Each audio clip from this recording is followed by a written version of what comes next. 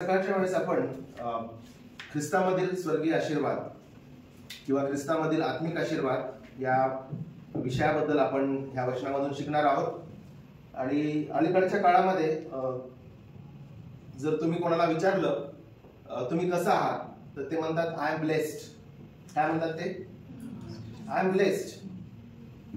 त्याच्यानंतर मराठीमध्ये ते म्हणतात आशीर्वादित आहोत. I am blessed. आणि अलीकडच्या काळामध्ये तुम्ही हे पण बघितलं असेल की बऱ्याचशा गाड्यांवर पण टू व्हीलर असू द्या किंवा मग फोर व्हीलर असू द्या, तर लोक लिहितात की आय एम ब्लेस्ड.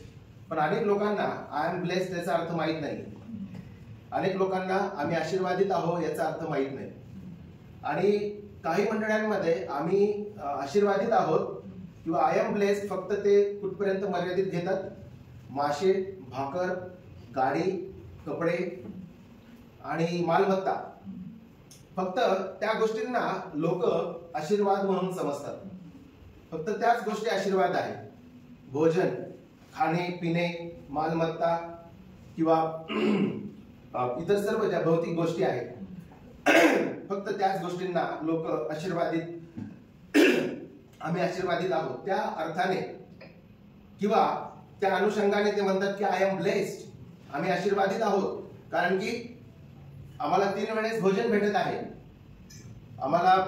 मला नुकतीच गाडी भेटलेली आहे किंवा माझा विवाह झालेला आहे. आम्हाला देवाने लेकरं दिलेले आहेत किंवा आत्ताच मी नवीन घर बांधलेलं आहे किंवा शेती भेटलेली आहे. मग ख्रिस्ती आशीर्वाद फक्त शेती, घर, बायको, लेकरं, गाडी, जर एवढंच ख्रिस्ती जीवन असेल तर आपण मिझरेबल आहोत. आपण अत्यंत ह्या भूतलावरील दुःखी असे मानव असणार जर फक्त पती पत्नी, लेकरं, मालमत्ता, गाडी आणि घर इतक्या पुरतच जर ख्रिस्ती जीवन आणि आम्हाला फक्त त्याच्यासाठी जर ख्रिस्त हवा असेल तर आपली परिस्थिती अत्यंत दयनीय आहे, दुःखी आहे. आणि वारंवार देवाचं वचन जे आहे ते आपल्याला शिकवितं की प्रभू येशू ख्रिस्त जो आहे आपल्याला तारण देण्यासाठी आलेला आहे, मुक्ती देण्याकरिता आलेला आहे, उद्धार देण्यासाठी आलेला आहे, मनाचं नूतनीकरण करायला आलेला आहे, आपले मार्ग बदलायला आलेला आहे, आपलं हृदय बदलायला आलेलं आहे, आपले तत्व बदलायला आलेलं आहे, आपले आहे. आणि ह्या सर्व गोष्टी जरी परमेश्वराने आपल्याला दिलेल्या आहेत भौतिक गोष्टी, तरी सुद्धा बायबलनुसार, प्रभू येशू ख्रिस्ताच्या सुवार्तेनुसार आणि परमेश्वराच्या वचनानुसार आत्मिक जे आशीर्वाद आहेत ते या सर्व भौतिक आशीर्वादांपेक्षा कितीतरी उंच, कितीतरी सुंदर आणि कितीतरी अद्भुत आहेत प्रियांनो हे आत्मिक आशीर्वाद. कारण की भौतिक आशीर्वाद जे आहे, पत्नी, नवरा, तुमचे घर, तुमची गाडी, हे सर्व काही दिवसांमध्ये चालले जाणार आहे. पण ख्रिस्तामधील जे आत्मिक आशीर्वाद आहेत ते कधीच जात नाही. आणि त्यामुळे बायबल जे आहे ह्या वचनामध्ये इफिसकरास अध्याय 1 आणि वचन 3 मध्ये आपल्याला पुन्हा एकदा सुंदर सत्य आपल्या डोळ्यात पुढे ठेवतं की आपल्या प्रभू येशू ख्रिस्ताचा देव व पिता धन्यवादित असो, त्याने स्वर्गातील सर्व आध्यात्मिक आशीर्वाद देऊन आपल्याला ख्रिस्तामध्ये आशीर्वादित केलेले आहे.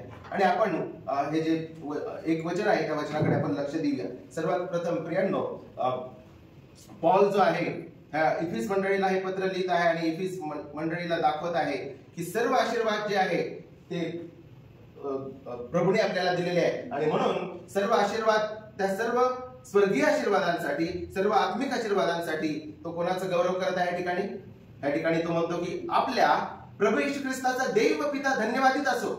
ह्या ठिकाणी संत पौल जो आहे तो दाखवित आहे वचन 3 मध्ये की विश्वासणाऱ्यांसाठी आमच्या तारणाचे जे ध्येय आहे ते देवाचं गौरव आहे, परमेश्वराची उपासना आहे, हे या ठिकाणी तो शिकवत आहे. आणि त्या आत्मिक आशीर्वादांबद्दल, जे स्वर्गीय आशीर्वाद आहे त्याबद्दल तो बोलत असताना सर्वात पहिले जे आहे आपल्या परमेश्वराची तो उपकार स्तुती करत आहे प्रियांनो.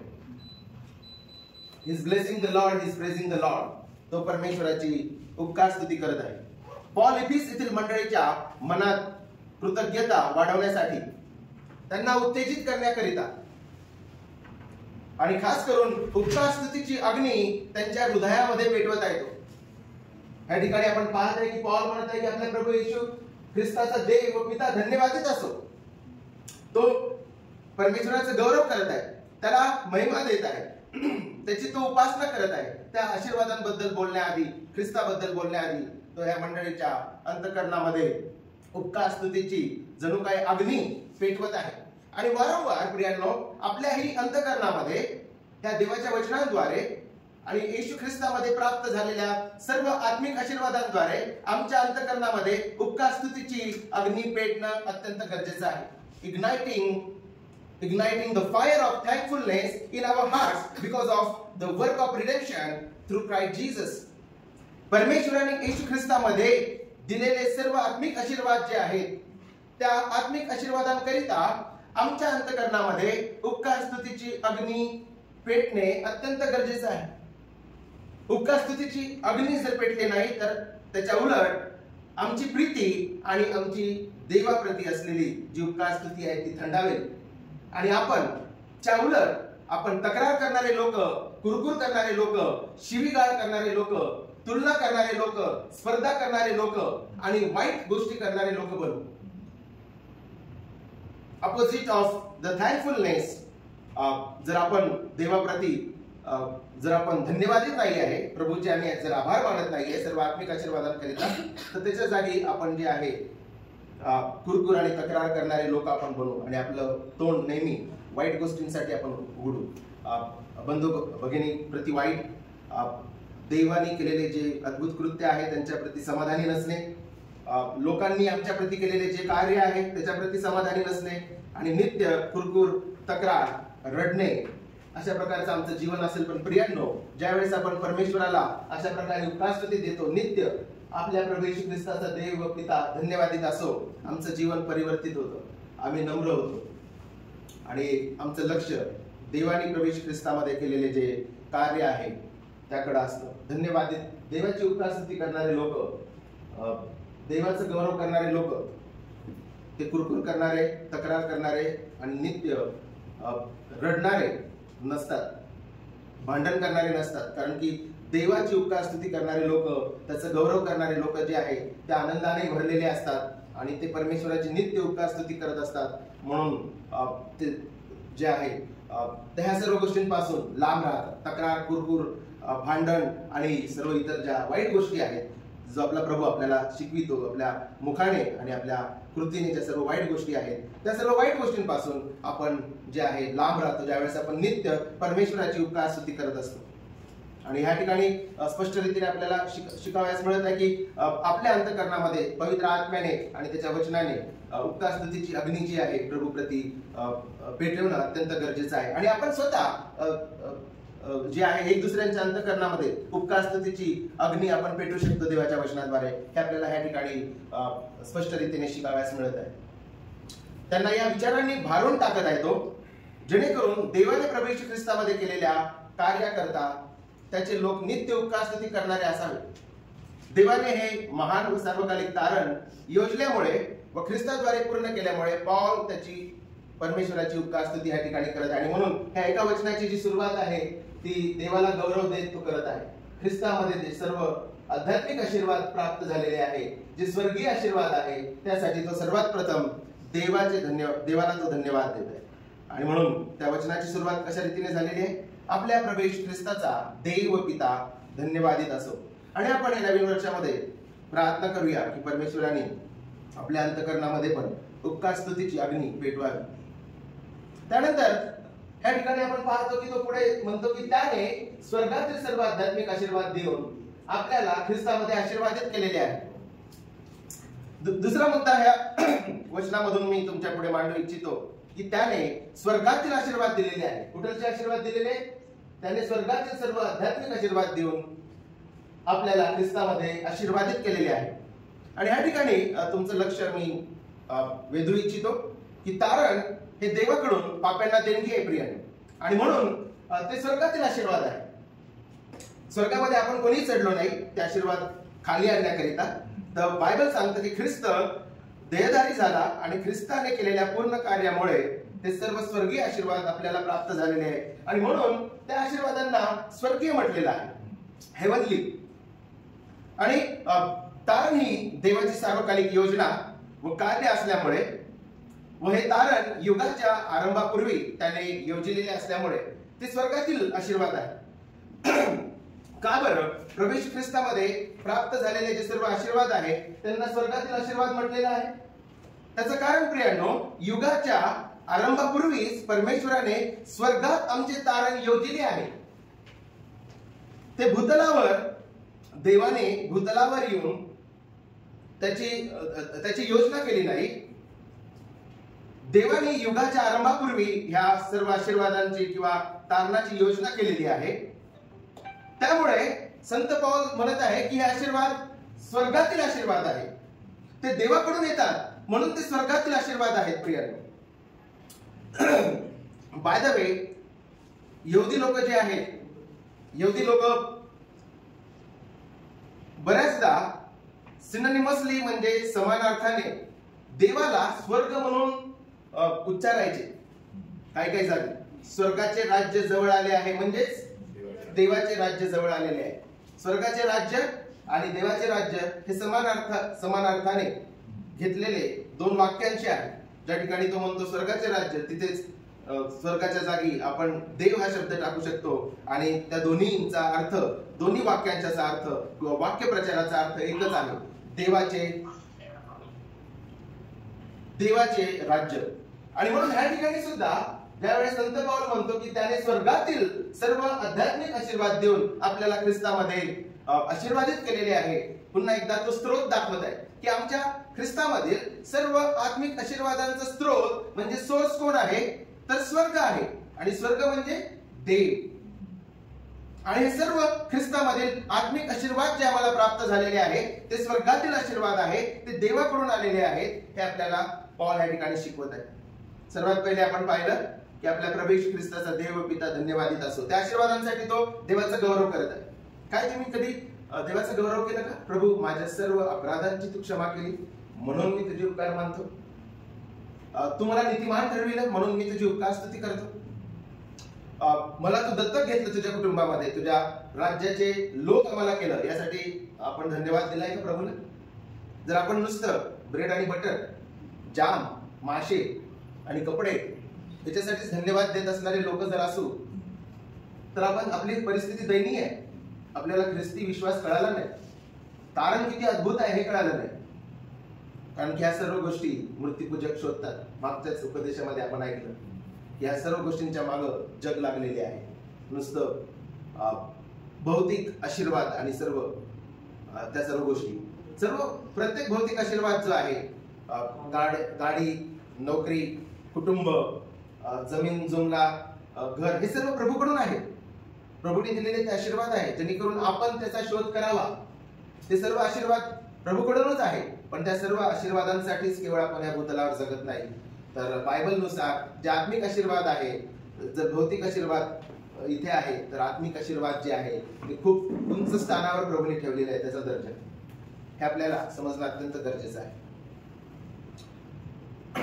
तर ह्या सर्व गोष्टींसाठी आपल्याला प्रभूची उपकार स्तुती करणं गरजेचं आहे. ज्या प्रकारे संत पौल करत आहे की आपला प्रभू येशू ख्रिस्ताचा देव पिता धन्यवादित असो. आपणही म्हणूया की आपल्या प्रभू येशू ख्रिस्ताचा देव व पिता धन्यवादित असो, कारण की त्याने जगाच्या उत्पत्तीपूर्वी आम्हाला निवडले, त्याने आम्हाला नीतिमान ठरविले, त्याने आमचे सर्व पापांची ख्रिस्ताच्या रक्ताने क्षमा केली, ख्रिस्ताने खंडणी भरली. म्हणून पिता तू धन्यवादित आहे. तू आम्हाला सार्वकालिक वतन देव केलेला आहे. तू आमच्या अंतःकरणामध्ये आत्मा ओतलेला आहे. तू आम्हाला सर्व आत्मिक आशीर्वाद दिलेले आहे. त्यासाठी हे प्रभू येशू ख्रिस्ताच्या पित्या आणि आमच्या पित्या तू धन्यवादित आहे. आपल्याला असं म्हणणं अगत्याचे आहे. आणि मग दुसरा मुद्दा आपण पाहिलेला आहे की हे आशीर्वाद स्वर्गातील आहे, कारण की त्याचा स्रोत आपला परमेश्वर आहे. हे सर्व आशीर्वाद जे आहे देवाने जगाच्या आरंभापूर्वीच योजलेले आहेत, त्यामुळे त्यांना स्वर्गातील आशीर्वाद म्हटलेला आहे. आपण पुढे जाऊया आणि त्याच आशीर्वादांना आध्यात्मिक किंवा आत्मिक आशीर्वाद सुद्धा म्हटलेला आहे. त्याने स्वर्गातील सर्व आध्यात्मिक आशीर्वाद देऊन आपल्याला ख्रिस्तामध्ये आशीर्वादित केलेले आहे. का बरं त्यांना आत्मिक आशीर्वाद म्हटलेला आहे? ख्रिस्तामधील आशीर्वादांना आत्मिक आशीर्वाद का म्हटलेला आहे किंवा आध्यात्मिक आशीर्वाद का बरं म्हटलेला आहे? Because they are not carnal and physical. ते ऐहिक आणि जगिक नाहीये प्रिय. ते आशीर्वाद केवळ देवाच्या निवडलेल्या लोकांनाच आहे. कारण की आपल्याला स्पष्ट रीतीने शिकावयास मिळतं की देवाने ते आशीर्वाद त्याच्या मेंढरांना, त्याच्या निवडलेल्या लोकांना त्याच्या सत्संकल्पाने दिलेले आहेत आणि ते आशीर्वाद आत्मिक स्वरूपाचे आहे, म्हणून त्याला आध्यात्मिक आशीर्वाद म्हटलेला आहे. आत्मिक स्वरूपाचे. आणि ते आशीर्वाद कोणते आहेत ते सुद्धा आपण पाहणार आहोत. ते जगी किंवा अहिक नाहीये. देवच या सर्व आशीर्वादांचा स्रोत आहे.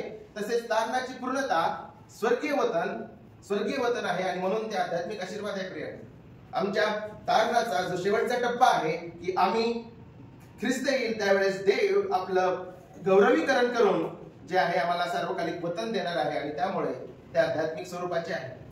हे आपल्याला समजणं अत्यंत गरजेचं आहे. परमेश्वराची आणि आपली नित्य प्रभू ख्रिस्त येईल त्यावेळेस तो आपल्याला गौरव देईल, गौरवी शरीर देईल आणि आपण ख्रिस्तासोबत सदा सर्व काळाकरिता राहू. हे आध्यात्मिक आशीर्वाद आहे. हे दैहिक किंवा ऐहिक नाहीत आणि त्यामुळे ह्या आशीर्वादांना आत्मिक म्हटलेलं आहे. आणि ते आत्मिक आशीर्वाद कोणते आहे आपण थोड्या वेळात बघणार आहोत. पुढचा मुद्दा आहे या ठिकाणी इथे सांगितलेला आहे की ते आशीर्वाद कोणामध्ये भेटलेले? ते आशीर्वाद मंडळीमध्ये भेटलेले आहेत का? ते आशीर्वाद आई वडिलांमध्ये भेटलेले आहेत का? ते आशीर्वाद बाळगामध्ये भेटलेले आहेत का? ते आशीर्वाद तुमच्या कर्मामुळे भेटलेले आहेत का? ते आशीर्वाद तुम्हाला तुमच्या शैक्षणिक पार्श्वभूमीमुळे भेटलेले आहेत का? ते आशीर्वाद तुमच्या आत्मिक दर्जामुळे भेटलेले आहेत का? वचन काय सांगत आहे या ठिकाणी स्पष्ट रीतीने? आध्यात्मिक आशीर्वाद देऊन आपल्याला ख्रिस्तामध्ये आशीर्वादित केलेले आहे. आणि या ठिकाणी चौथा मुद्दा तुमच्या पुढे मी मांडू इच्छितो प्रियांनो की आशीर्वाद आपल्याला ख्रिस्तामुळे भेटलेले आहे, ख्रिस्तामध्ये भेटलेले आहे. All the spiritual blessings God has given us in Christ and because of Christ. आणि त्यामुळे ह्या ठिकाणी आमचा जो फाजील गर्व असेल, अहंकार असेल, आत्मिक अहंकार असेल, ह्या ठिकाणी स्पष्ट रीतीने जो आहे मोडला जाईल, तो ठेचला जाईल. कारण की फक्त हे आत्मिक आशीर्वाद जे आहे येशू ख्रिस्तामध्ये आणि येशू ख्रिस्तामुळे आपल्याला प्राप्त झालेले आहेत. हे इथे आपल्याला स्पष्ट रीतीने शिकावयास मिळतं. हे आशीर्वाद काय आहे? संत पौल त्याच ठिकाणी शिकवत आहे. वचन 4 कोणीतरी कृपया करून वाचा. कृपया करून वचन 4 वाचा आणि कोणीतरी वचन 7 वाचावे, कोणी वचन 5 वाचावे. येस. आपण त्याच्या समक्ष ते पवित्र व निर्दोष असावे म्हणून त्याने जगाच्या स्थापनेपूर्वी आपल्याला ख्रिस्ताच्या ठायी निवडून घेतले. येस, जगाच्या स्थापनेपूर्वी देवाने आपल्याला निवडले. हा एक आशीर्वाद आहे, त्याच्याबद्दल तो बोलत आहे. येस. 5:5 जर तुम्ही वाचलं तर तिथे सांगितलेलं आहे की त्याने आपल्याला दत्तक घेतलेलं आहे. त्याने आपल्या मनाच्या संकल्पाप्रमाणे आपल्याला येशू ख्रिस्ताच्या द्वारे स्वतःचे दत्तक होण्याकरता प्रेमाने पूर्वी नेमले होते. येस, प्रेमाने पूर्वी नेमले, तो एक आशीर्वाद आहे. जगाच्या स्थापनेपूर्वीच प्रेमाने त्यांनी नेमले, त्यानंतर त्यांनी आपल्याला येशू ख्रिस्तामध्ये दत्तक घेतले. जगाच्या स्थापनेपूर्वी त्यांनी आपल्याला निवडले. वचन 7 वाचावे कृपया करून. त्याच्या कृपेच्या समृद्धीप्रमाणे त्या प्रियकराच्या ठायी त्याच्या रक्ताच्या द्वारे खंडणी भरून मिळवलेली मुक्ती म्हणजे आपल्या अपराधांची क्षमा आपल्याला मिळाली आहे. ख्रिस्ताने पित्याला खंडणी दिली आणि आपल्याला मुक्ती म्हणजेच आपल्या सर्व अपराधांची क्षमा मिळालेली आहे. हा एक आशीर्वाद आहे. आणि थोडं पुढे जर आपण गेलो वचन 13 आणि 14 कृपया करून वाचावे. तुम्ही ही सत्याचे वचन म्हणजे तुमच्या तारणाविषयीची सुवार्ता ऐकून घेतल्यानंतर त्याच्यावर विश्वास ठेवला आणि त्यांनी देव केलेल्या पवित्र आत्म्याचा त्यांनी देव केलेल्या पवित्र आत्म्याच्या, पवित्र आत्मा हा आशीर्वाद आहे आमच्याकरिता. तुमच्यावर त्याच्या ठायी शिक्का मारण्यात आला. पवित्र आत्म्याचा शिक्का आमच्यावर मारण्यात आला. हा एक आशीर्वाद आहे. पुढे वचन 14. देवाच्या गौरवाची स्तुती व्हावी म्हणून त्याच्या स्वकीय जनांच्या खंडणी भरून मिळालेल्या मुक्तीसाठी हा पवित्र आत्मा आपल्या वतनाचा विसार आहे. पवित्र आत्मा आपल्या वतनाचा विसार आहे. म्हणजे देव आपल्याला वतन, सार्वकालिक वतन सुद्धा देणार आहे. पवित्र आत्मा आपल्याला दिला. पवित्र आत्म्याचा शिक्का त्यांनी आपल्यावर मारलेला आहे आणि पवित्र आत्मा आपल्या वतनाचा विसार आहे. हमी देतो, तो गॅरंटी देतो की आम्हाला ते सार्वकालिक वतन मिळूनच राहील. आणि मग ह्या आशीर्वादांबद्दल पॉल बोलत आहे. मग ह्या आशीर्वादांबद्दल विचार करण्याकरिता नवीन वर्षामध्ये आमच्या जवळ वेळ आहे का? की कधी आम्ही एकांतामध्ये बसून ह्या आशीर्वादांबद्दल आपण विचार केलेला आहे का? यावर मनन आपण करतो का? ही आशीर्वाद कोणीही आपल्याला देऊ शकणार नाही. प्रभू येशू ख्रिस्तामुळे, प्रभू येशू ख्रिस्तामध्ये आपल्याला हे सर्व आशीर्वाद मिळालेले आहे. आणि यावर मनन करणं, याचा अभ्यास करणं आणि याकडे लक्ष देणं अत्यंत गरजेचं आहे. हे आशीर्वाद निवड, मुक्ती, दत्तकपण, पवित्र आत्म्याचा शिक्का व तो आमच्या अविनाशी वतनाचा विसार आहे. हे स्वर्गीय आशीर्वाद केवळ ख्रिस्तामध्ये आणि ख्रिस्ताच्या पूर्ण कार्यामुळे आम्हाला लाभलेले आहे. हे आम्हाला समजणं अत्यंत गरजेचं आहे. ख्रिस्तामध्ये सर्व आध्यात्मिक आशीर्वाद प्राप्त झाले आहे, तर आता आम्ही खोट्या संदेशांच्या मागे, खोट्या शिक्षकांच्या मागे किंवा खोट्या सिद्धांताच्या मागे धावणार नाही की इकडे आशीर्वाद भेटतील, त्या मैदानावर गेल्यावर मला आशीर्वाद भेटेल, त्या गावी गेलो तर मला आशीर्वाद भेटेल, चेन्नईला गेलो तर भेटेल, नाहीतर कोणीतरी बँगलोरचा आला तर भेटेल, नाहीतर तिकडे माउंट मेरीला गेलो तर हे आशीर्वाद भेटतील, इकडे हरेगावला गेलो तर हे आशीर्वाद भेटतील, किंवा कोणीतरी माझ्या डोक्यावर हात ठेवला तर हे आशीर्वाद भेटतील, किंवा काहीतरी मी आत्मिक कसरत करून दाखवली तर हे आशीर्वाद भेटतील. सर्व आशीर्वाद आपल्याला कोणामुळे आणि कोणामध्ये भेटलेले आहेत? पौल काय सांगत आहे? ख्रिस्तामध्ये भेटलेले आहेत. ख्रिस्तामध्ये हे आशीर्वाद भेटलेले आहे, प्राप्त केलेले आहे. म्हणून आपण मंडळीमध्ये येऊन त्या आशीर्वादांबद्दल एक दुसऱ्यांना सांगतो, उपदेशाद्वारे सांगतो, प्रार्थनेद्वारे सांगतो, उत्तेजन देतो. हे आपल्याला समजणं अत्यंत गरजेचं आहे.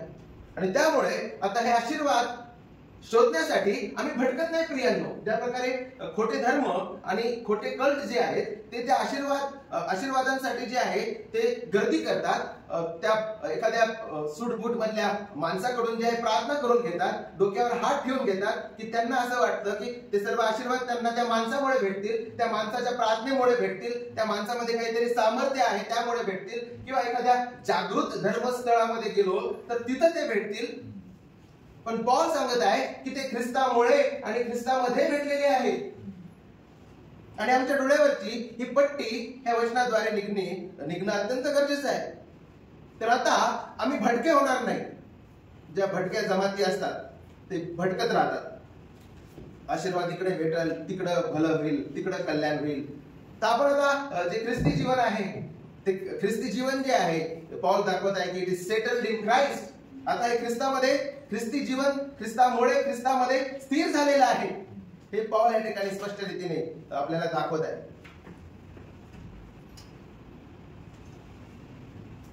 आणि ख्रिस्तामध्ये भेटलेला आहे. आणि म्हणून आता हे आत्मिक आशीर्वाद प्राप्त करण्याकरिता कर्मकांडाचा मार्ग किंवा कर्मकांडाच्या जोखडाखाली आम्ही येणार नाही, हे आम्हाला समजणं अत्यंत गरजेचं आहे. तारणदायी आशीर्वाद पूर्ण आहे म्हणून विश्वासणारा आता तारण व आध्यात्मिक आशीर्वाद दुसरीकडे शोधणार नाही. We will not seek the spiritual blessings and salvation apart from Christ. कारण की बायबल स्पष्ट रीतीने आपल्याला दाखवितं की ते आपल्याला ख्रिस्तामुळे, ख्रिस्तामध्ये प्राप्त झालेले आहे.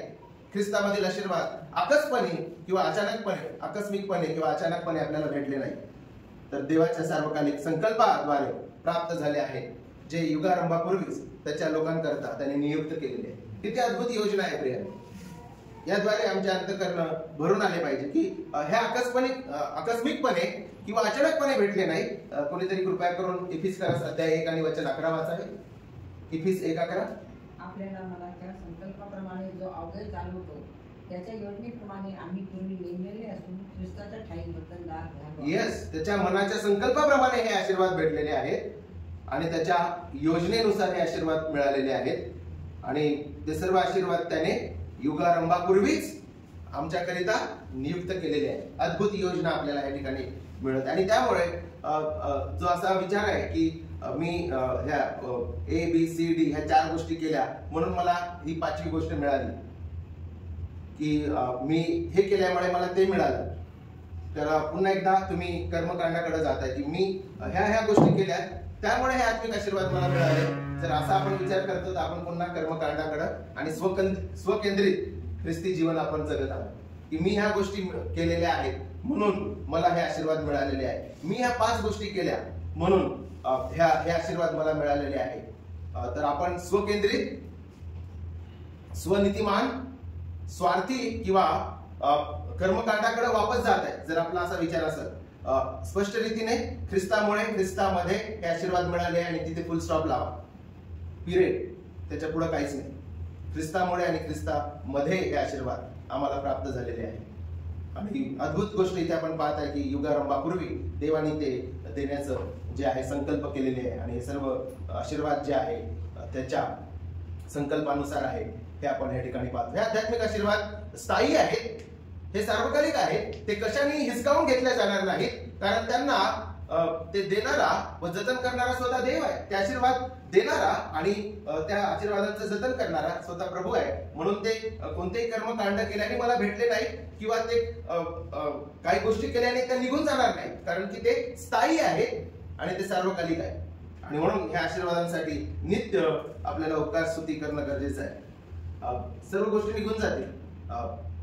पती या जगातून जातो, लेकरं ह्या जगातून जातात, पत्नी या जगातून जाते, आपले घर पाडल्या जातील, आपल्या गाड्या हिसकावून घेण्यात येतील, अपघातामध्ये चकनाचूर होतील. पण हे स्थायी आशीर्वाद आहे आणि सार्वकालिक आशीर्वाद आहे. हे कशानेही हिसकावून घेतलं जाणार नाही. आणि मला असं वाटतं हे आपल्याला समजणं अत्यंत गरजेचं आहे.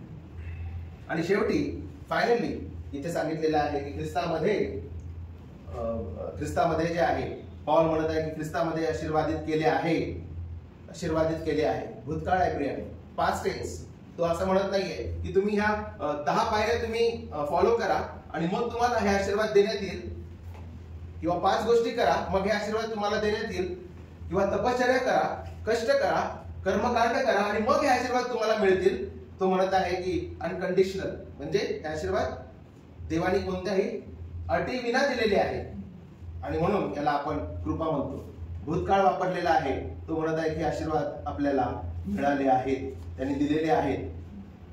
येथे भूतकाळ वापरलेला आहे म्हणजे क्रिया पूर्ण झाली.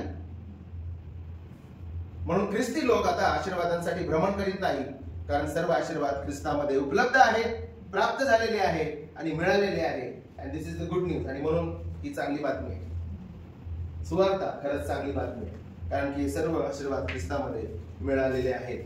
ख्रिस्त येईल तेव्हा आपल्याला तो गौरव देणार आहे आणि सार्वकालिक वतन देणार आहे. जरी ते भविष्यामध्ये घडणारी घटना आहे, तरी सुद्धा देवाने पवित्र आत्म्याच्या द्वारे आम्हाला, पवित्र आत्मा हा विसार असल्यामुळे ती गॅरंटी त्याने दिलेली आहे. आणि म्हणून बऱ्याचदा भविष्यामध्ये प्राप्त होणारा गौरव आणि सार्वकालिक मिळणारं जे सार्वकालिक वतन, पॉल जे आहे भूतकाळामध्ये मांडणी करतो त्याची, किंवा भूतकाळामध्ये तो सांगतो, कारण की हमखास ते भेटणार आहे ह्या आत्मविश्वासाने आणि निश्चिततेने पॉल भविष्यामध्ये घडणारी घटना भूतकाळामध्ये तो मांडतो. कारण की देवाने आत्मा दिलेला आहे, तर तो गौरव देणार आहे आणि सार्वकालिक वतन, सार्वकालिक जीवन देणार आहे. कारण की पवित्र आत्मा सार्वकालिक वतन आणि सार्वकालिक जीवनापेक्षा मोठा आहे आणि महान आहे. त्याने जर त्याचा पुत्र दिला आणि पवित्र आत्मा दिला, तर त्या गोष्टी सुद्धा तो नक्कीच देईल. आणि ह्या सकाळच्या वेळेस पुन्हा एकदा प्रभूचे मी आभार मानतो की परमेश्वराने आपल्याला प्रभू येशू ख्रिस्तामध्ये सर्व स्वर्गातील आध्यात्मिक आशीर्वाद दिलेले आहेत. आणि त्यासाठी मी आणि आपण सर्व नित्य परमेश्वराचे आभार मानूया. आणि ज्या प्रकारे पॉल ह्या ठिकाणी ह्या आशीर्वादांसाठी ह्या एफिस मंडळीतील जे सर्व सभासद आहेत त्यांच्या अंतःकरणामध्ये उपकार स्तुतीची ज्योत किंवा अग्नी पेटवत आहे, त्याच प्रकारे पवित्र आत्म्याद्वारे आणि त्याच्या वचनाद्वारे आमच्याही अंतःकरणामध्ये ह्या आत्मिक आशीर्वादांसाठी नित्य उपकार स्तुतीची ज्योत किंवा अग्नी पेटत राहावी. आणि आपण सुद्धा पौलासारखंच म्हणूया की आपला प्रभू येशू ख्रिस्ताचा देव व पिता धन्यवादित असो, कारण की त्याने ख्रिस्तामध्ये आमची निवड केली. त्यांनी प्रेमाने आधीच नेमून ठेवले, त्यांनी ख्रिस्तामध्ये दत्तक घेतले, त्यांनी खंडणी भरली, त्यांनी मुक्ती दिली, आमच्या सर्व अपराधांची क्षमा केली आणि त्यांनी पवित्र आत्मा देव केलेला आहे. व पवित्र आत्मा आमच्या वतनाचा विसार आहे, हमी आहे, गॅरंटी आहे. आणि तो आम्हाला सार्वकालिक जीवन, गौरव आणि सार्वकालिक वतन देणार आहे. आणि ह्या सर्व आत्मिक आशीर्वादांसाठी आपण प्रार्थना करूया. आणि ह्याच पुस्तकामध्ये प्रियांनो पॉल अध्याय 3 मध्ये प्रार्थना करतो की हा आशीर्वाद मंडळीला समजावे, कळावे, यासाठी तो प्रार्थना करत आहे. आणि नवीन वर्षाच्या ह्या दुसऱ्या रविवारी ज्या ठिकाणी आपण नवीन वर्षामध्ये पदार्पण केलेलं आहे, आपण सर्वजण जी आहे एकमेकांसाठी प्रार्थना करूया प्रियांनो. वी विल प्रे as Paul prayed. Could you please open chapter 3?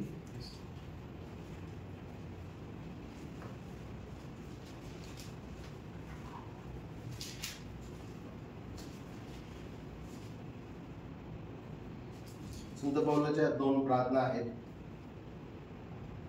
त्याद्वारे परमेश्वर आपल्याला आशीर्वादित करू. आपण त्या यावेळेस वाचणार आहोत. एकमेकांसाठी वाचूया आपण त्या, आणि नित्य एकमेकांसाठी अशा रीतीने आपण प्रार्थना करत राहूया.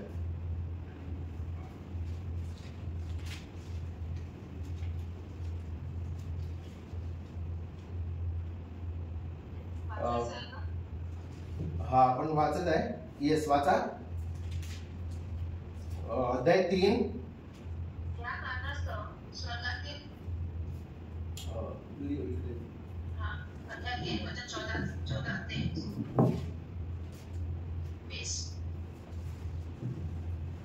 या कारणास्तव स्वर्गातील व पृथ्वीवरील प्रत्येक मनुष्यास ज्या पित्यावरून नाव देण्यात येते त्या प्रभू येशू ख्रिस्ताच्या पित्यासमोर मी गुडघे टेकून अशी विनंती करतो की त्याने आपल्या ऐश्वर्याच्या समृद्धीप्रमाणे तुम्हाला असे ज्ञान द्यावे की तुम्ही त्याच्या आत्म्याच्या द्वारे अंतर्यामी बलसंपन्न व्हावे.